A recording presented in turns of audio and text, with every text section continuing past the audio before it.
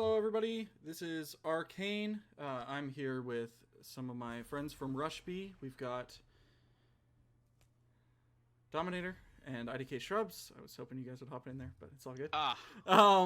We're getting into our first match here on Infernal Shrines between 10 Armor and Arrogant Nephalem. This is the quarterfinal match. The winner of this match will go on to the semifinals in Division B West. These teams are pretty close in standings, as you guys could probably see from the start up there. I'm going to go ahead and see if I can't reach to the captains here. My stream seems to be having some issues. Why don't we talk about this draft real quick? Alright, yeah. So from the start off, we have two bands of Jaina and Kael'thas, which aren't too surprising. Heavy damage mages. Yeah, that's definitely really strong mage with Kael'thas and a new Brack band following that. I think those are two really strong heroes in the meta. It's good to get him out of the way early. Don't even have to worry about him. And now it's Arrogant Nephalem's ban again. Jaina ban from Arrogant Nephalem seems pretty targeted at 10 Armor's mage player, who seems to prefer Jaina. Yummy Cupcake? Yes. Yep. Just so people can see the map select screen here real quick once this ban comes through. It's a Tyrande ban. Interesting. You have to wonder if that's another target ban. I believe it is. Yes, so it is a one on Lompico. Just trying to get these map selects up here. We did have ban on Cursed Hollow by Arrogant Nephalem, a ban on Dragonshire by 10 Armor, and then the pick of Infernal Shrines by Arrogant Nephalem. 10 so Armor being on for the first pick. Sorry. So being on Infernal Shrines, picking up Johanna is a strong pick for the clear.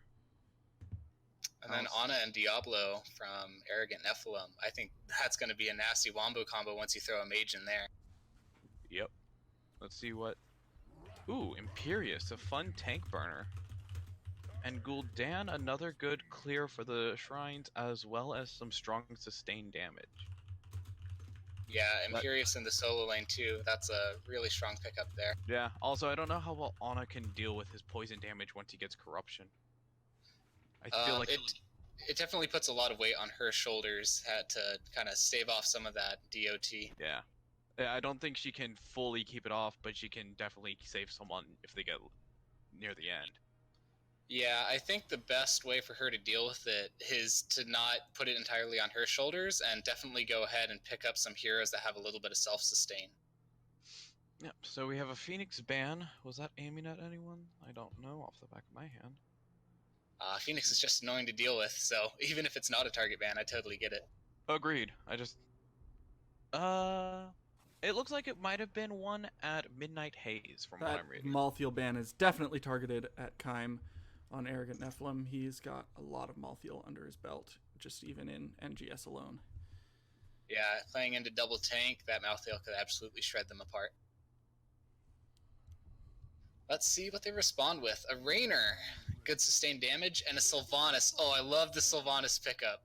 I think if you go that quest at level 1, you are set after level 16. The game is just, it's yours. Don't even worry. Raynor also has some good tank potential killing at later levels. Not as great as obviously Malthael, but still some decent potential there. Yeah, he's going to have to do some work playing into a Johanna, though, just watching the blinds. Ooh, Stukov and Tychus. So I was actually thinking of Tychus for Arrogant just because of the multi-tanks there.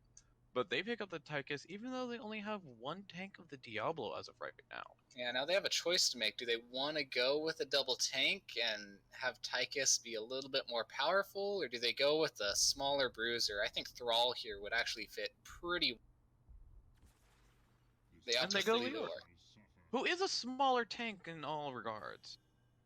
Yeah, I think his health pool is really reliant on that hand, though. He's got to be hitting that on Imperious or Johanna, whoever's stepping. Yeah, but I mean, that doesn't give Tychus too much to work with either. That's very true. I don't see a whole lot of Wombo combo on either team. No. I think it's just going to be a downright slugfest.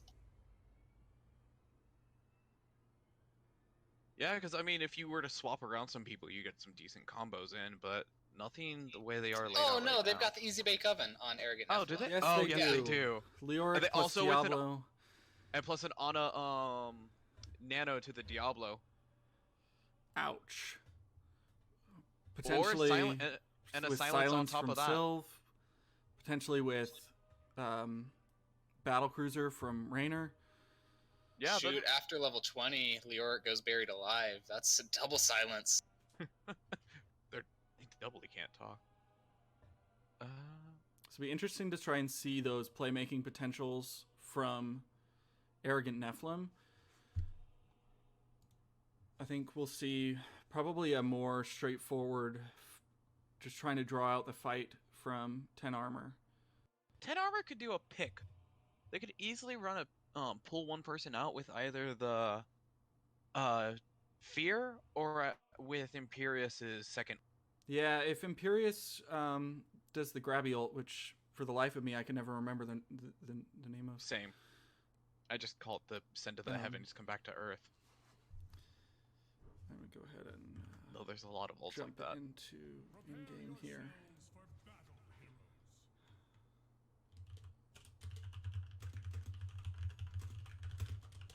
All right, so let's go ahead and announce the teams. On the left side, we have 10 Armor. So with 10 Armor, we have Imperius being played by Puffy42. We have Stukov played by Ompiko, screwed his name up. Tychus played by Yummy Cupcake. Johanna being played by Dave, and Gul'dan being played by Midnight Haze. And on the right, we have Arrogant Nephalem. And yeah, we have Segatai on Diablo, Trabe on Sylvanas, Dakilladin playing the Raynor, Kaim on Leoric, and Null Pointer healing with Ana. Seeing some sprays out of 10 Armor, just getting cheeky. Waiting for this engage in the mid. Looks like they're opting for 4-1s each. We'll see how it splits up after this first mid fight. I'd expect them both to just rotate down. Leoric into Imperius in the top lane. Already shredding through Leoric with Imperius as the talent. Yeah, Burn the Impure is going to just shred straight through Leoric. As long as he can't land his hand on you, you are winning that lane handedly. And we might actually see a kill here. Oh, nope. Barely gets away with the unstoppable. Walk out. Down below, 10 Armor is definitely ahead on rotations. We'll see if Arrogant Nephalem can keep up. I think they have the wave clear to do it. It's like just about getting themselves organized. Arrogant Nephalem already moving on to their siege camp. This is a good call from Arrogant Nephalem. They were a little bit behind on rotation, but I think they can make it up by just being a little bit faster on this camp. Yeah, always love to see those early camp plays. It's not necessarily for the push, but they do provide a little bit of bonus XP, which can help push you to 10, just a smidge. Yep.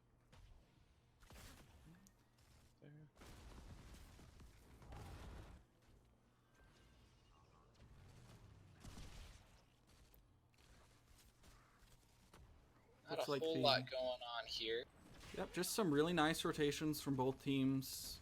Just staying on top of everything. It looks like they're actually off rotation now, so 10 Armor is in mid lane while Arrogant Nephalem is in bot and vice versa. Surprised they gave up that 4-man rotation. I think they definitely could have bullied Arrogant Nephalem out of it by just the speed they were cleaning all the waves.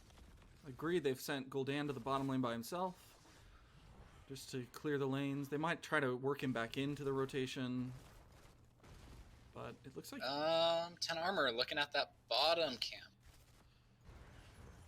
I think they're gonna get it. Arrogant Nephalem doesn't have enough time to rotate down, I think. Nor do I think they realize it's being really got. good zoning by Johanna there. They knew it was happening, but there wasn't really much they could do about it. The Johanna just kind of getting in their face, standing in the way, not letting him through.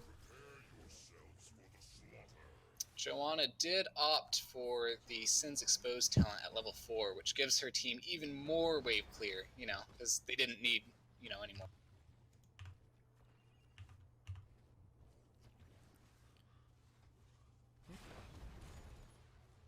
We are seeing, looks like 10 Armor is closer on this point, but Arrogant Nephalem's going to come down right in time. It's a 4 versus 3 here. Raynor is out of, They move and they on can to get their back Ana. line. Ana taking a lot of damage. And Gul'dan's just going to shred that Ana, and this Shrine phase, at least in the early part, is going to go towards 10 armor. Once Ana is back up, Arrogant Nephalem might have the chance to re-engage.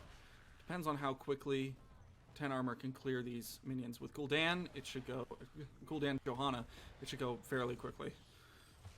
Agreed. We also have Arrogant Nephilim still soaking top lane and middle lane while they are having to sit off the point. And they are having to catch up a little bit on soak here. They've been holding even soak in terms of minions. Let's actually look at that. They've been holding even soak in terms of minions, but just that one Ana pick has set Arrogant Nephilim about a quarter of a level ahead, or 10 armor, quarter level ahead. From the looks of it, near the end of that, they gave it because Leoric was coming down, but at a point just turned around and went back to dealing with the Imperius, who came back top. Yeah, first Punisher, it's not going to be too difficult to... They don't mess up the jump, so it won't get too much value here. Just going to clear it rather quickly. They might get a gate out of this. Potentially the whole wall. Yeah, first Punisher doesn't do a whole lot of damage, provided you don't have an enabler like Sylvanas on your team. But left unattended, it can still take down more than one structure. It looks like Imperius is leaving top, leaving Leoric to soak it up. Well, an invade on their siege camp, and Raynor is very out of position here. Dekillidan barely makes it out with the help from Ana, and we see as Tychus... well as that Stuke, or the Diablo getting a stun. Yeah. Looks like they're going to try to take this camp. Diablo might try to re-engage here, but... Oh, Leoric coming down. They can do it. They're on the Tychus. Leoric's going to have to Wraith Walk out of there. Yeah, he was unfortunately in a bad position because the Silence gatekeep the rest of the team out. Now, Arrogant Nephilim needs to be very careful when fighting in those choke points. Gul'dan went the Corruption quest at level 1, so once that starts to get completed, you're going to see huge poison numbers come. Yeah, we're already seeing him almost halfway done with that quest. 18 out of 40 stacks. It's these narrow choke points that happen all over this map are great for him to just be able to stack that quest, especially when you're doing those risky invades. Seeing a little bit of an engage here mid. Johanna just kind of trying to poke him off and finish off the wave.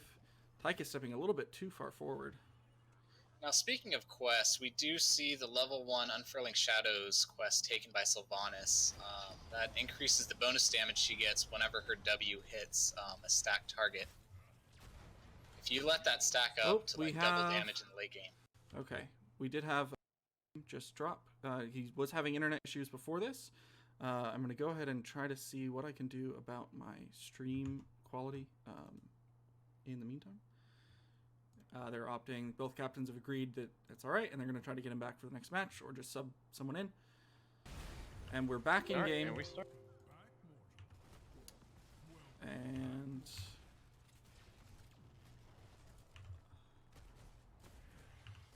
I don't seem to be able to... There we go. I am now locked on to my lovely observer.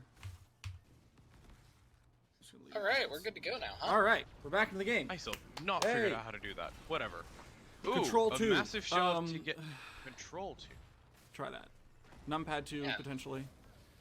10 armor came out swinging after that pause.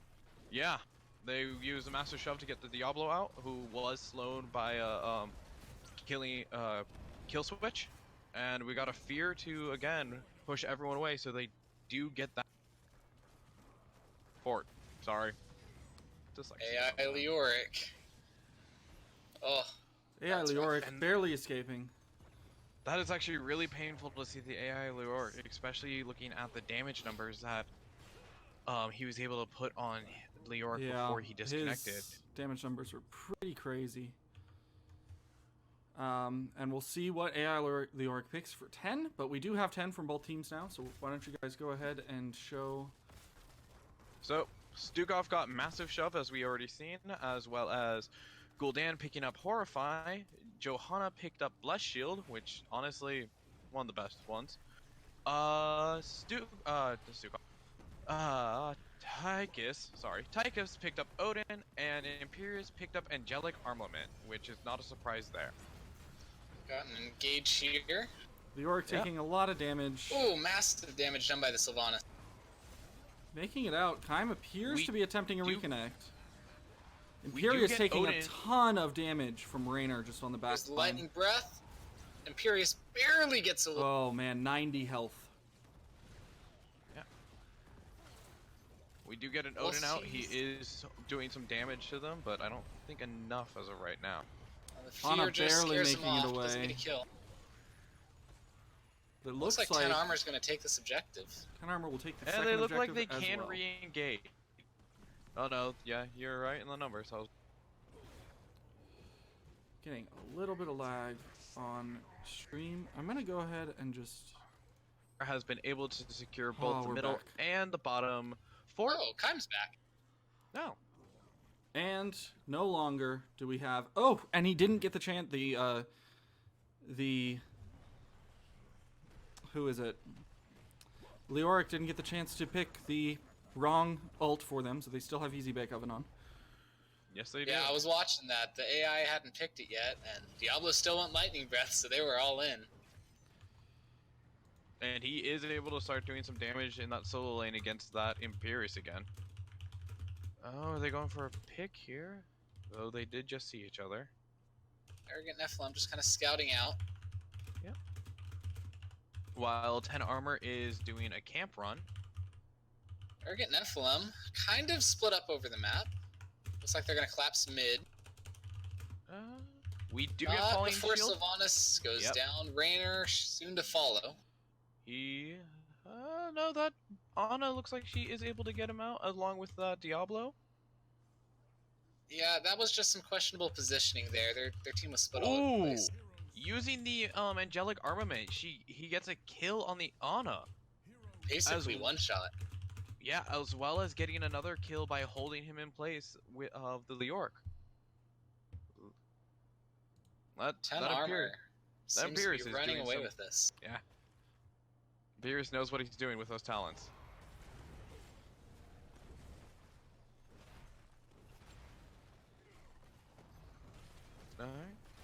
Alright. I'm going to go ahead and shut down the stream. Anybody who's still watching, please go and hop over to Jay's on Hots. He's casting the other game right now between B West teams in the quarterfinals. We'll still have the recording of this, so we're going to keep on trucking and go ahead and get the recording through, but I'm just not getting stable stream connection to Twitch. Twitch is not letting me stream for some reason tonight. So I'll go ahead and upload this recording later. We'll still have a recording of everything going on. Just want to let everybody know what the situation is. Such a good caster. I love it. Alright. And we back into the fun. Imperius is soaking bottom while the shrine is popping top, and Arrogant Nephalem is getting their hard camp. Yeah, 10 armor's not in any position to engage here. Imperius lagging Though they behind. look like they're trying to. Well, they have the momentum, so I think they feel like they can kind of bully around Arrogant Nephalem at this point. That was a blind stab through the wall, and missed. No one was there for the retrieve it. They're on Diablo. Will Silence they get and him? the root Yes, they from will. Stukov. Ouch. And that fear is going to catch the Raynor completely out of position. Living a little bit longer than he should have. An Entomb to save. Entomb does save the rest of the team. Good block by Kaim there. Yep. And 10 then he armor even is saved just his playing own- really well. Yep. They're all coordinated. They're diving on one target at a time, moving on to the next. Yep. Arrogant Nephalem, they just seem to be on the back foot in every single one of these team fights. Unfortunately for them. I did actually see some good play from that Leoric. He actually did save himself some health by using his ominous wraith to actually reduce the Tychus' damage, who was laying into him while he was wraith walking away. Yeah, I think they've got to rely on that a little bit more before they have any fights and just kind of reduce any damage. Leoric that getting 10 armor's caught out of gonna put position, and that is going to be a dead Leoric. Yes, it is. His Wraithwalk ended in just the wrong spot.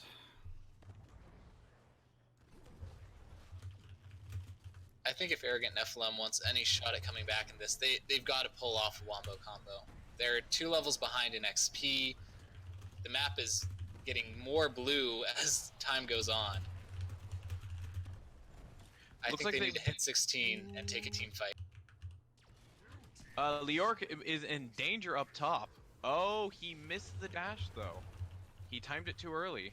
Will he make it out? No, he does not. Wasn't watching his body. No, and then the armaments came out in hopes to get a pick if they failed to kill him in the back, so that's a mildly wasted ult, which goes on to full cooldowns of the 60 seconds that it holds. So this is definitely a keep right here. Possibly a game if they keep staggering their deaths. The Orc's about to come up, so yeah, if they get one more kill, which they look like they're in prime position to do, it will be game, I strongly believe. Ana keeping Sylvanas alive. Yep, so they don't get the kill there, so they could push them back, and they look like they are just taking the smarter turn of retreating and letting the Punisher do some hits and whittle down the core a little. While they look like they're gonna clean mid and probably do a camp run. Yeah, I think that's the smarter play. You don't need to force a game right then and there when the entire match has been in your favor. You just play it slow and don't throw it. Yeah, because if they stayed, I don't think they would have had it down by the time Diablo came up, and we would have had the Wombo combo right then and there. Yeah, for sure, it would have been closer. Though they are currently scouting, and their team is split up. Here's an engage by Arrogant Nephalem. They decide against it. Yeah. I don't think they knew where the rest of the team was. Yeah. That was a good Wraith Walk to get out of the stab. And they're kind of split up. We see if we get another stab. No, it's probably still on cooldown. Though, there it is. Yeah, that Diablo's gonna have a bad day. Gul'dan does finish his quest. Yeah, Imperious engage with Joanna slow. It keeps you from running away no matter who you are. Yeah. Even then, also Joanna's pulled back. Even if you can slightly jump out of it after you get stabbed and raised in the air, she will pull you back in. And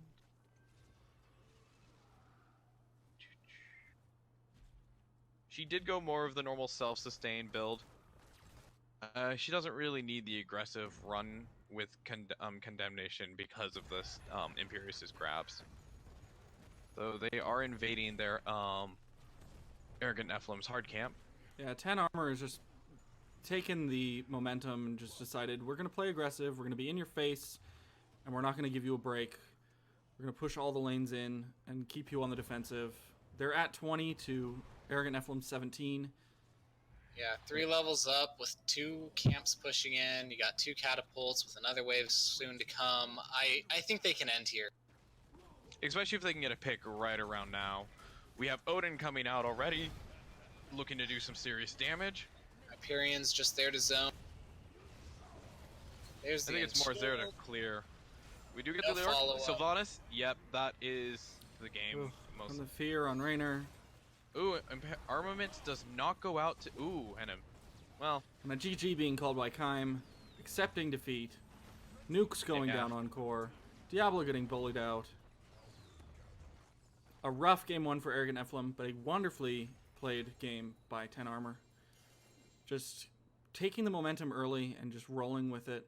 Staying on top of their rotations. Staying on top of team fights. They didn't really have any huge wombos, but they made what they did have work. Yeah, you have to wonder if that Kaim DC in the middle there really just threw Arrogant Nephalem off their game. Because 10 armor, they painted the whole map blue. It was in their court the entire game from the first. Yeah, Imperious definitely was playing very strong for 10 armor. Kept getting a lot of strong picks or holds that allowed for picks. As he does end with the highest damage on the board. You know, it's interesting, their team. They don't look like they're a really hard dive comp, but if you take a look at how they played, you have an Imperious engage with his spear, you have Joanna Blessed Shield for anybody who steps forward, and then you have the Stukov Silence Root combo. And those 3 engages right there are so powerful. They were able to capitalize on every single one of them, and it led to 14 kills. Alright, so Towers of Doom, we're getting another Jaina ban from Arrogant Nephalem. Not surprising still. And Galthost. We start the same. Maps are correct on the stream. Yay! Well, recording. Whatever. All right, back to draft. Welcome, everybody. Okay. So, yeah, as IDK Shrubs was saying, pretty standard bans at the beginning. We actually have the same bans coming out, but by different teams. At least in this second round, we'll see. I think, yeah, I was like, it was like the first round I think was the same, but the second round, the Newbrag definitely is the different one. Yes.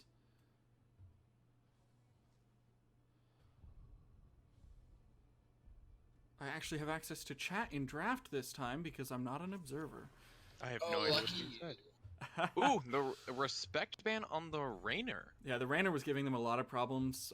He was stepping pretty far forward, and I think he had a lot of opportunity to get a little bit more damage in. And I guess they're stealing the Johanna away.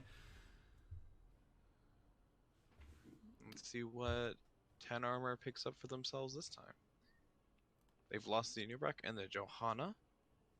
We do see Kaim has been subbed out for Sayaris, who is on their roster, so everything's good there. Unfortunate for Kain. He was doing a beautiful Lior. Indeed. Yeah. So we get the global of Falstead and we get the healing of Tehran, who was banned last time around. Opting for the Ana once again on Null Pointer. And Maiev. All right, Dom. Give me about your 30-second spiel on Maiev. Maev's good. She's going to kill the entire enemy team if they clump up, so don't do it. Okay, you did it in 5. I'll take it. Yeah, Arrogant Nephalem's just aiming to please Dom right now. Yeah, I love all these picks. I think they're so good in their own regard. And the Rexar Banning ban. a Rexar. Interesting. You don't usually see a Rexar pickup on this map. It can be done, don't get me wrong. Usually you just see him on the point control maps. Yeah, I mean, this is a mild point control map, because he can keep... He is the one getting the tower. Yeah, the tough part is he has to channel it, though. And the bear can only auto-attack. It can't stun without interrupting him channel. True. I've got that score updated on the top now as well.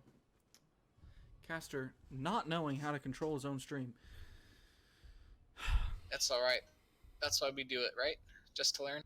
Definitely. Yeah. Learn and have fun. I mean, this is our first season, dude. Sylvanas and Garrosh coming out of 10 armor. So they've got a good stun combo and with Garrosh and Tyrande. Some heavy damage between Falstead and Sylvanas. And a Gazlo pick from Trabe. I don't think I've ever seen Gazlo in NGS. I don't think I've seen him either, but I can't wait for this match now. Right? This is gonna be fun. Well, I'm hoping they put Gazlo in the bottom lane. Just give him the chance to just set up down there and make it very difficult for 10 armor to get value out of that lane, because that is the most important lane. You guys know what they're going to be doing, right? 2-1. Oh, they're going to be doing the pull in with Gazlo into the Maev's Warden Cage. Or Maiev pulls them in, does the Warden's Cage, Gaz bombs, Gas does Gravo. Oh, that's... Don't get caught in... That is a wombo. A little bit of anti-synergy with Gul'dan's Fear, but maybe he goes Reign of Memes. I would love to see that. As much as our cameraman right now is probably squealing that he does. Good Blaze pick up as an off tank there. Blaze will be able to handle himself in a solo lane with Gaz as long as he's just playing smart.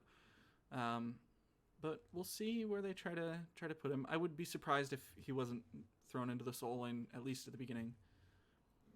And as we're going into game, I'll get my beautiful face out of your face.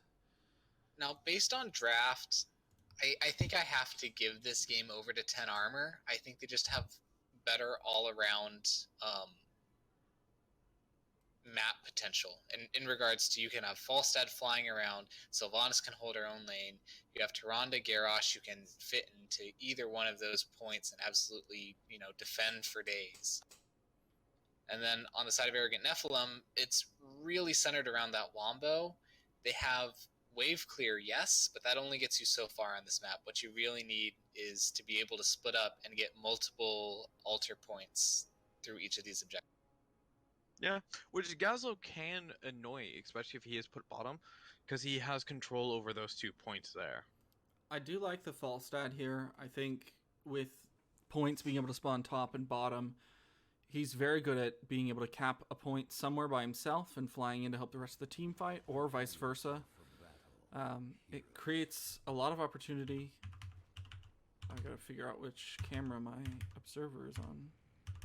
He's on 6.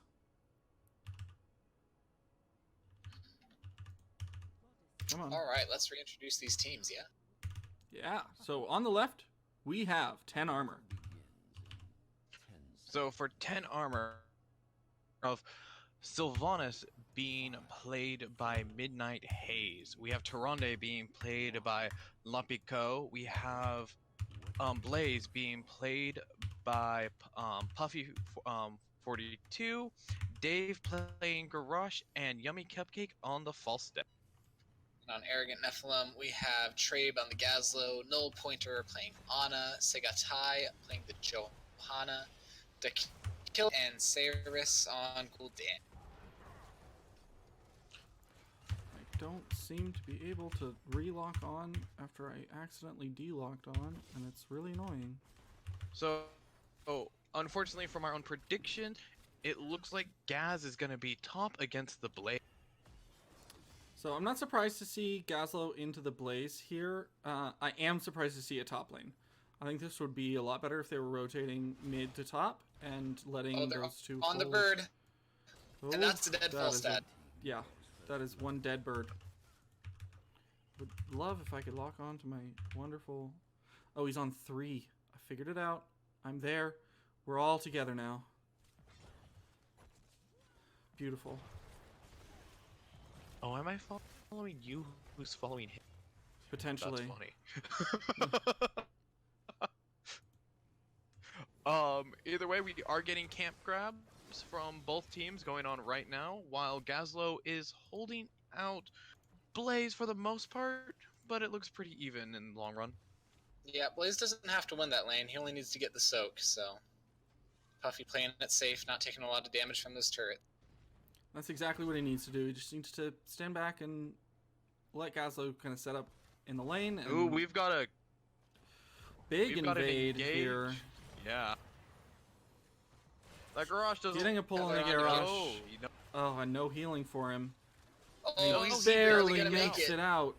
Tyrande is able to keep some healing on him to keep that poison damage off of him from the Ana. And the Ana. And Ana. Yeah. It looked like more Ana's damage It did, there. yeah.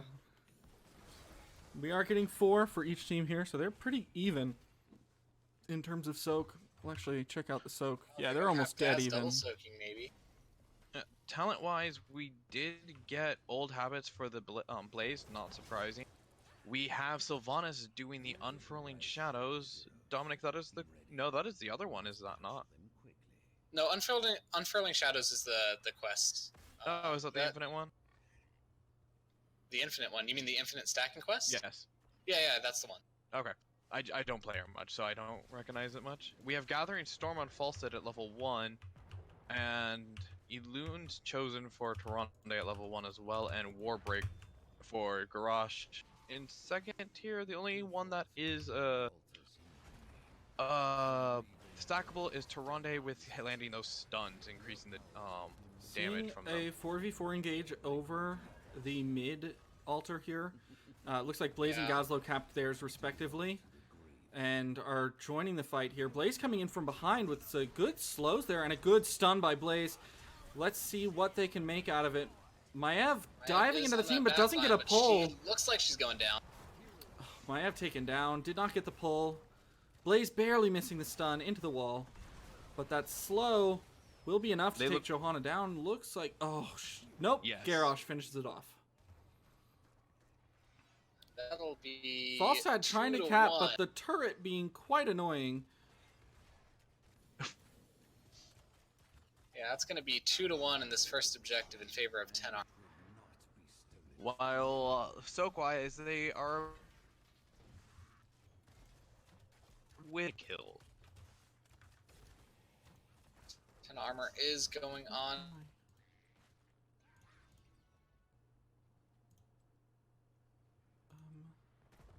Rested.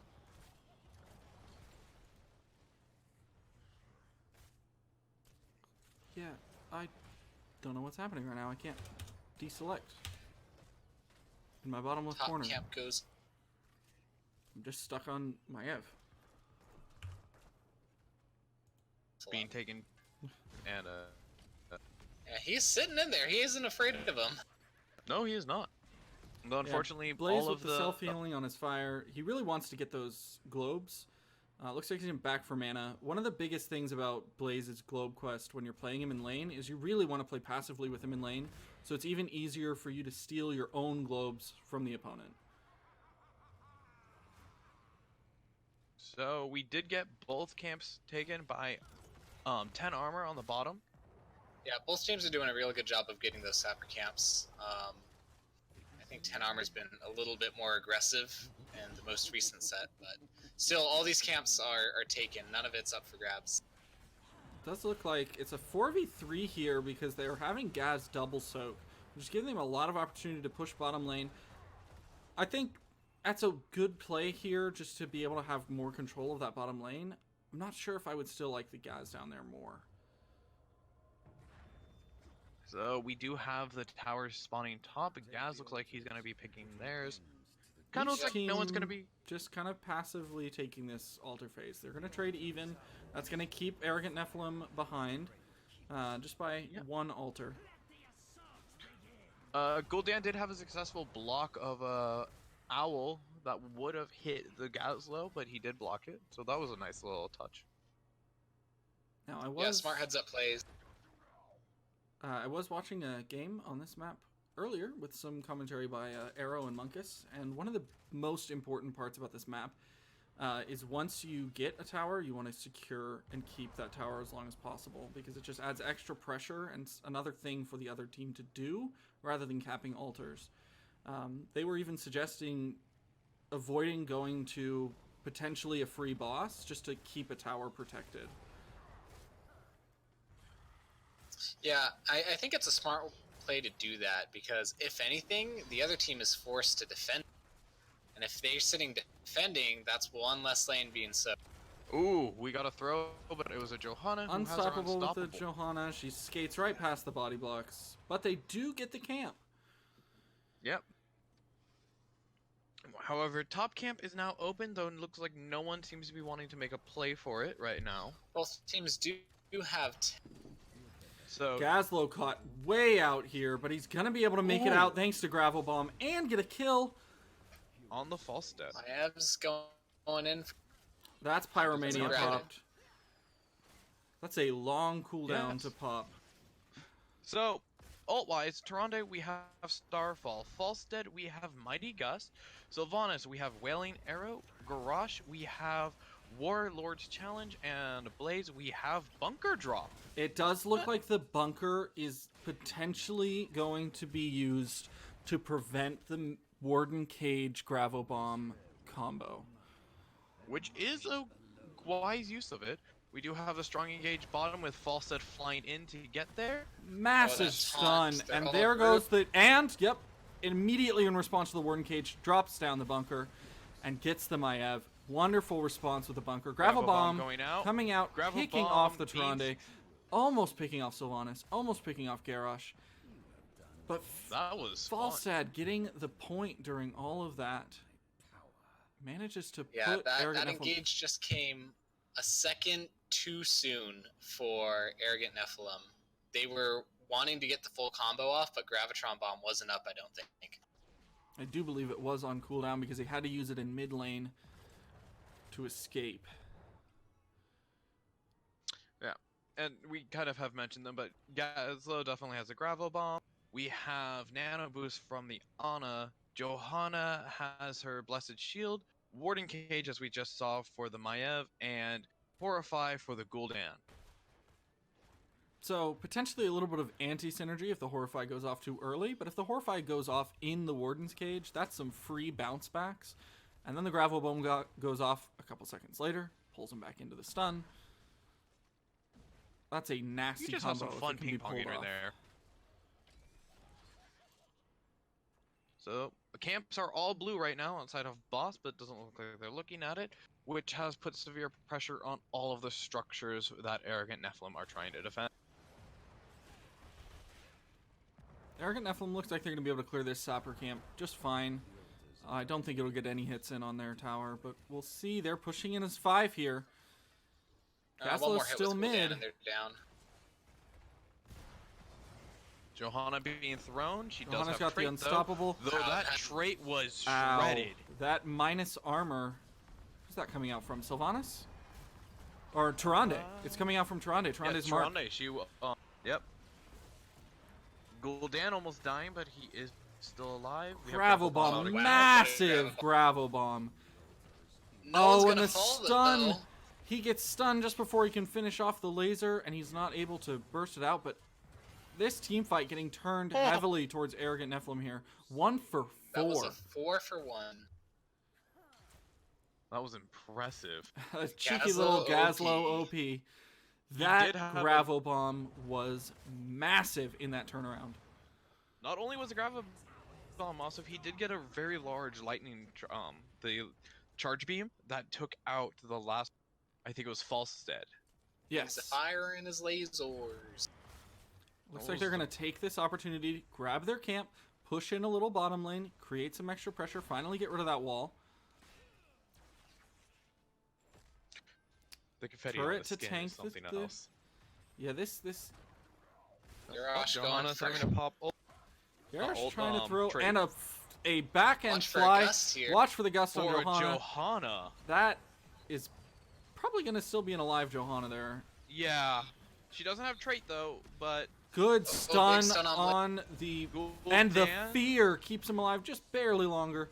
Blaze's bunker being able to finish him off. Boomerang looks like from she's still gonna make it Falstad. out. Oh, Another good hit stun. there. Another These Blaze stun. stuns have been on point all game. Poor Johanna, she just can't not be stunned right now.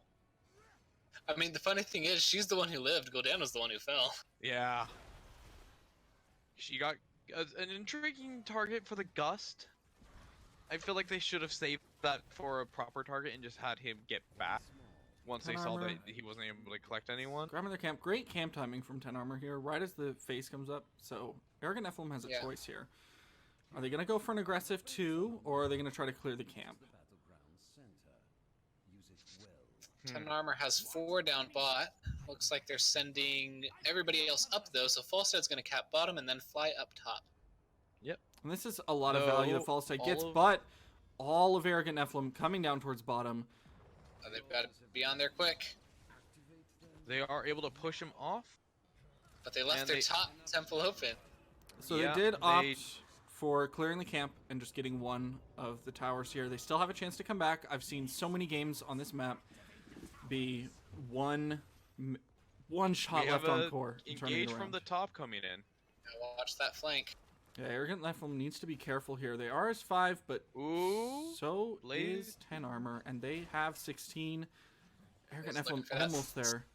A stun on Gaslo, but no But follow-up. backs out. Blaze did have a good opportunity Oh, to get a aggressive. stun earlier, but Aggressive dance in by Falstad. Yeah, Johanna And, did blow her ult without hitting anybody.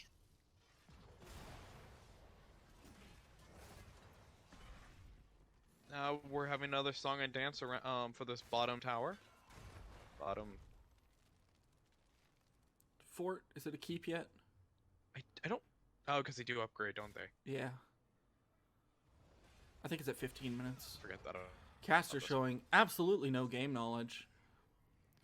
Hey, you right. Sleep on Garrosh. Nothing comes of it. I've played this game so much, I forget so much of it now. An aggressive fly Falstad by is Falstad. It looked like he was trying to get on the other side of the team there and push them in towards their fort. Yeah, I'd like to see him fly a little bit further back behind the team.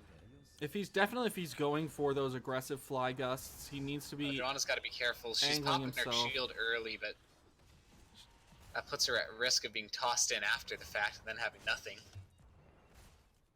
Are gonna get this camp though. They did kind of push 10 Armor away. Arrogant Yeah, Nephalem I needs to think turn this that- around here. I think just the threat of having the Wombo combo come out from Arrogant Nephalem 10 armor away from fully committed. Tiny little throw in the Johanna there. Looks Here like comes here Wombo comes combo. the Wombo. And But there's we the do gravel get bomb. The bunker. We did. Yep. The bunker gets Oh, destroyed even with the before bunker. before the Gazlo W. And that is how you execute that Wombo. So much CC coming down. It looks like they're gonna try to pick off Push. a Oh no. Okay. fort here before they cap. No, honest Smart cap. play. Well, I don't know why they're not holding. There Four it is. teams Oh, are down. there they Okay, are. there They're they go. They are holding. gonna hold. They're gonna try to grab bottom here. They do have 6 sappers here. Gazlo There's no looks way like they don't he get possibly... this. No, they get it. Gazlo possibly could push down mid. It is a Gazlo Let's push. see how greedy they want to They get. have 10 seconds left before these death timers. It looks like Ana Nope, did they finish the capped it. channel, but 5 Okay. shots puts them much closer in the game here. They are going to get mid as well, so that's 2 forts They could rotate top on the and side just- of Arrogant Nephalem. This is a huge momentum swing here. If they get top here, that's free shots. They've got to get one I- tower and then a fort. I think they have the better clear. Agreed. I doubt they're going to be able to get it before I doubt they'll get clears one of many. them. No, They might get 1. They might get one. Yeah. But still, that still puts 10 armor on they've such got a it for back foot. second. No shot comes out, It was close though. but And it Sylvanas- opens up a boss play for them. They're now Sylvanas hopping is on the gonna get boss. Mid. which they are taking as Gul'dan did get the top camp. And They top are camp. aware of the boss play though. Yeah, that owl The Owler's reveals the not going to boss. contest. I don't think it would be smart for them to contest here. They just need to push the tower. They don't want those free shots walking in top. Agreed. Arrogant they do Nephalem give it. looks like they're going for bot. Just gonna keep them rotating.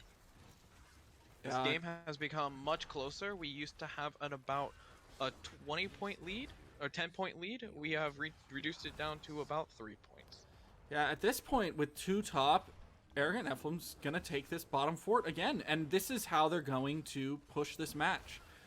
They've turned the momentum entirely around. They're gonna just keep taking forts, and they're gonna go bottom to top to mid, and just keep the other team rotating in response. Yeah, this is exactly where Arrogant Nephalem wants to be. It looks like they're just gonna play zone this area. They should the get Gazlo. this for free. Yes. Falstad might be able to fly back, but that is a suicide mission. Not gonna opt for it. He will not have any support doing that. Yeah, 10 Again. armor can just try and play catch up, but 10 I armor. think they're 10 shots better off. left.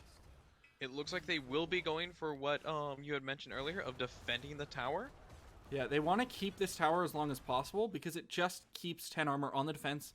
It gives them the chance to rotate, do camps, put additional pressure elsewhere on the map because you don't have to devote a whole team to defending. Falstad is positioned up top, ready for a gust. He would get them. I don't know if the distance is correct, but he would get them at least close to the no man zone. Let's see if they go for it. Joanna stepping up.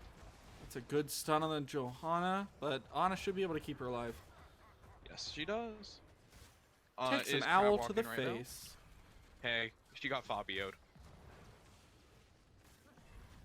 Not going to get any free shots in here, but just defending this tower as long as possible is getting them a lot of value. They are almost a full level head. Both teams have 20s, but they are missing so much soak in the other lanes. Ooh, we do see top lane pushing hard for 10 armar, though.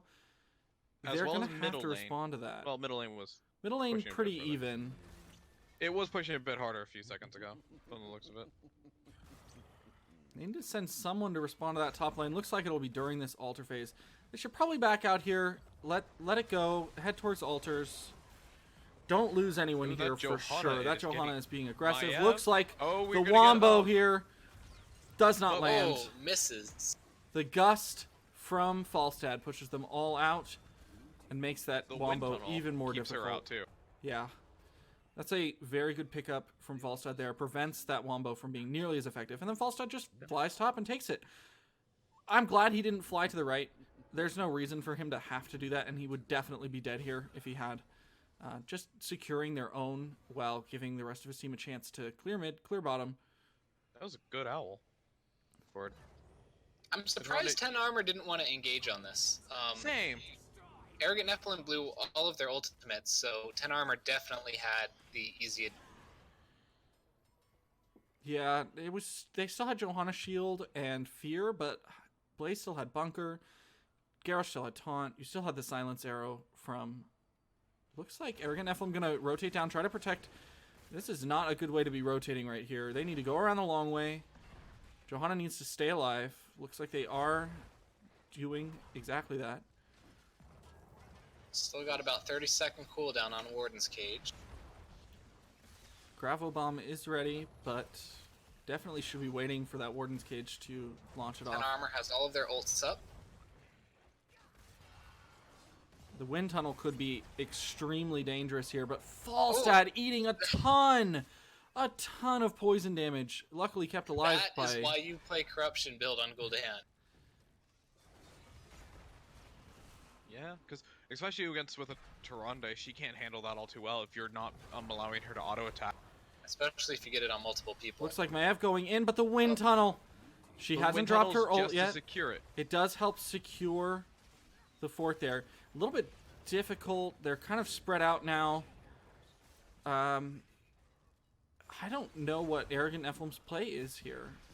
They cannot let 10 Armor have both of these points. And there was Taunt with and Bunker. So that's we do two cooldowns dropped the wombo for very little value. Still have the wombo combo. Are we Johanna's going down. Oh, and the arrow. If either team gets both points here, that team wins this game. Maev is in a dangerous out. position. Maev is dead. That might just be game. We've got Tyrande Ana. has capped. Tyrande bottom. Arrogant Nephalem can't get to Falstad. That is game. That is unfortunately game for Arrogant. That is a nail biter of a second match, but we will be seeing 10 Armor take the 2-0 over Arrogant Nephalem and move on to the semifinals. And I wonder if we already know who they'll be going against. The results of the... Let me check that real quick because I furiously type. Now then, post game. Yeah, looking at this, it's doing a lot. Not Falstad, only 3,000 hero damage.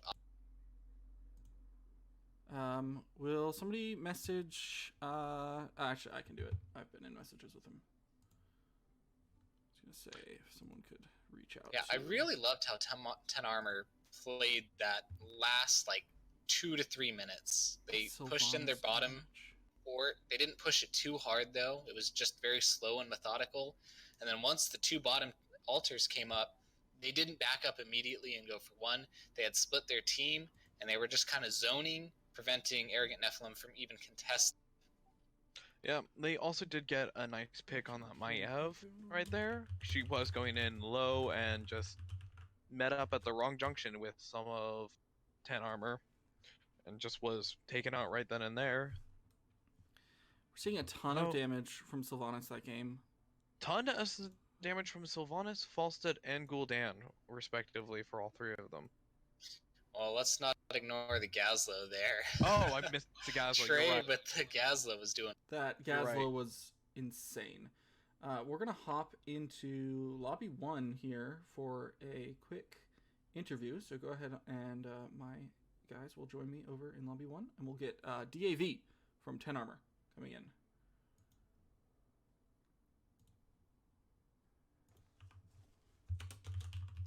Lobby 1.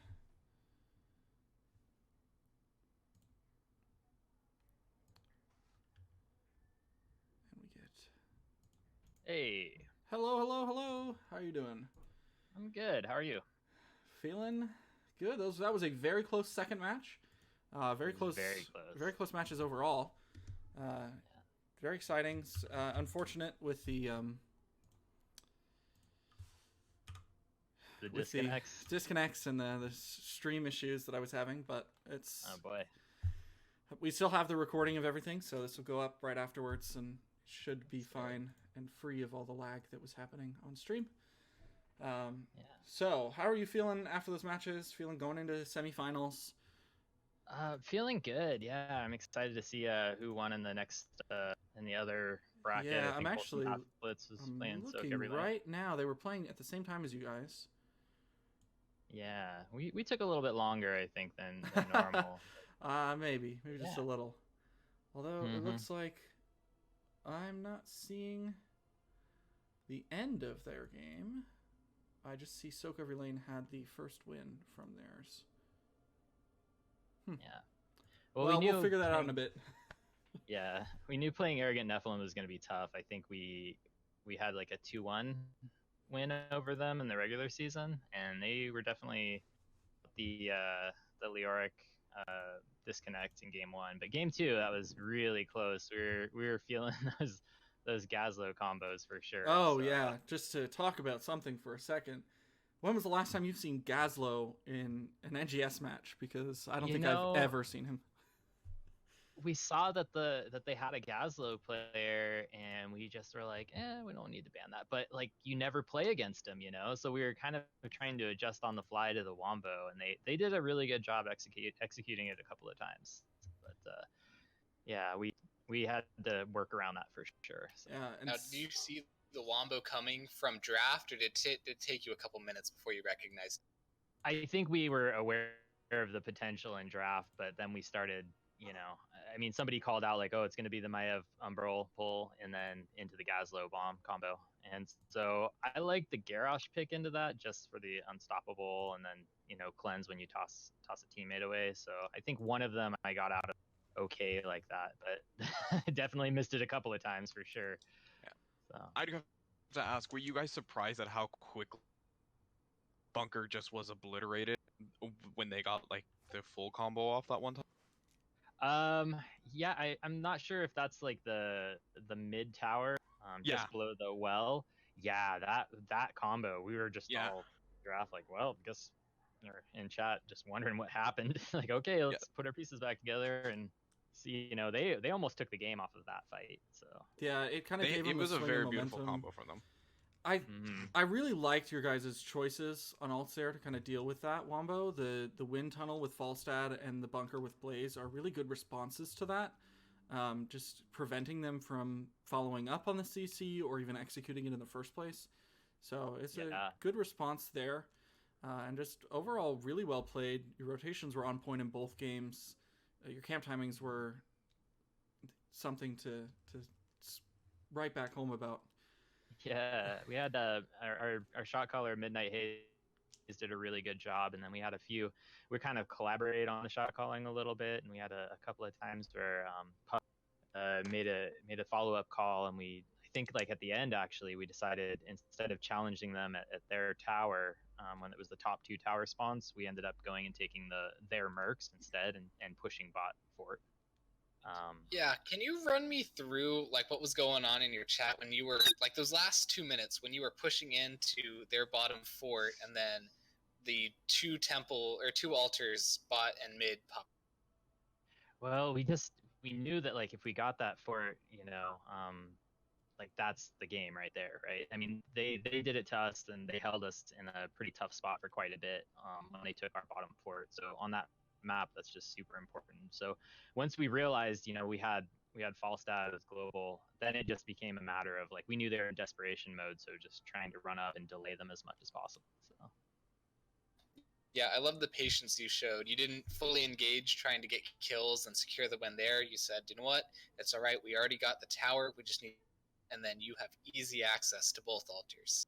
Right, exactly. They got nowhere to fall back to. So we did a pretty good job playing patient. So. Well, I think that's it with my questions. If Dominator or IDK Shrubs, you guys have anything else? I think I'm good for now. How do you feel going into the next match? Actually, regardless of who you end up playing, I think we feel pretty good. I mean, Div B West is really tight in terms of all of the top like 6 or 8, I mean even 8 teams. We just saw Regen Blue take a game off of Virtual Murky Slayers. So I mean, we've scrimmed a lot of the other top teams. I think we're feeling pretty good. So we will see. I'm excited to play the next match for sure. All right. Well, I just want to give you a. Oh, Bush, you had a question. No, I was gonna say I have nothing else to add. They were both fun games to watch and to cast. Great. Thanks for casting too. We appreciate it. Yeah, sorry about the stream issues, but we'll get it up the VODs. And just want to give you a chance before we go to give any shout outs. Anybody watching? Yeah, definitely. Shout outs to the casters. You guys are awesome. It makes NGS really fun to participate in. And shout outs to our team here. You had Lumpico on support, did a great job, is in really good position. Yummy Cupcake had really great gusts with Falstad, so that was always fun. He usually yells out esports when he does it. And then Midnight and Puffy both were just on top of their game today. So yeah, shout outs to them. All right. Well, thanks for joining us in an interview, and I hope you have a good night. Great. And some good Take care, matches guys. to come. Take care. All right, later. All right. We can go ahead and hop back to our normal chat.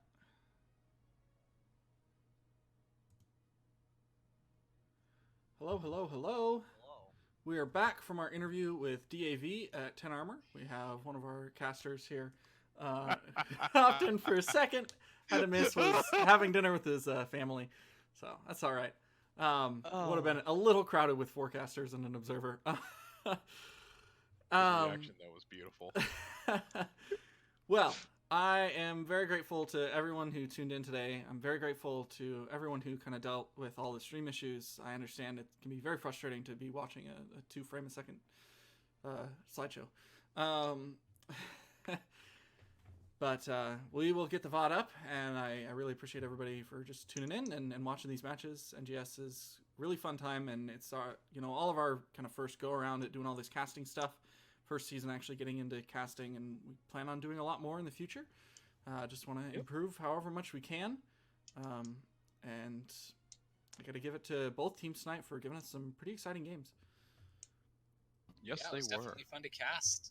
Looking forward to seeing what else the rest of Division B has to offer, and the upcoming games. Yeah, it should be some pretty exciting playoffs all the way up through the grand finals in pretty much every division this season. Has been pretty spectacular. So with that, I'm going to go ahead and leave you guys to the rest of your nights, and we'll go ahead and see you guys in the Nexus. Bye. Bye.